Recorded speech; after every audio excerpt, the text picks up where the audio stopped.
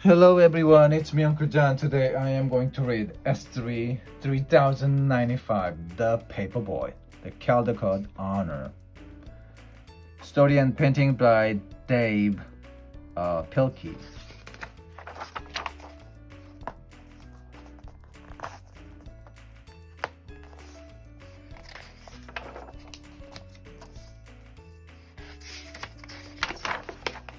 The mornings of the Paperboy are still dark, and they are always cold, even in the summer. And on these cold mornings, the Paperboy's bed is still warm, and it is always hard to get out, even for his dog. But they do.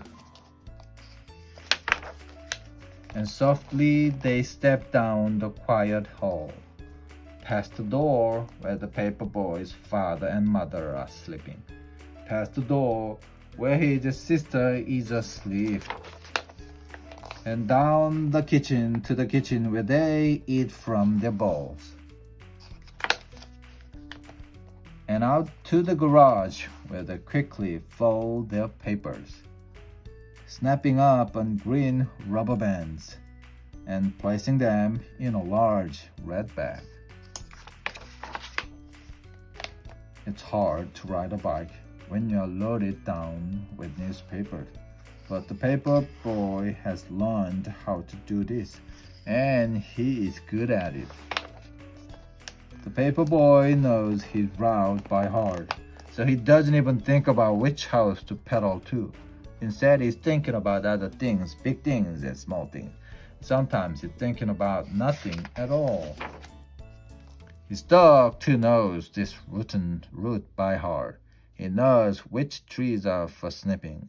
He knows which bird baths are for drinking, which squirrels are for chasing, and which cats are for growling at. All the world is asleep except for the paper boy and his dog, and this is a time when they are the happiest. But little by little, the world around them wakes up. The stars and the moon fade away, and the skies become orange and pink. And when the paper boy has delivered his last newspaper, he and his dog race home, and his empty red bag flaps behind him in the cold morning air.